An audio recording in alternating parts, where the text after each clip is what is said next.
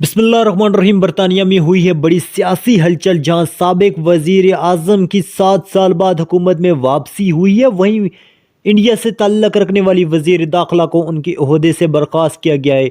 برخاست کیوں کیا گیا، وجہ کیا بنی، یہ آگے چل کے آپ کو بتائیں گے، لیکن اس سے پہلے ڈیوڈ کیمرون کا نام تو آپ نے ضرور سنا ہوگا۔ جی ہاں، برطانیہ کے وزیر اعظم ڈیوڈ کیمرون کی 7 سال بعد حکومت میں واپسی ہوئی ہے اور انہیں برطانیہ کا نیا وزیر خارجہ مقرر کر دیا گیا ہے۔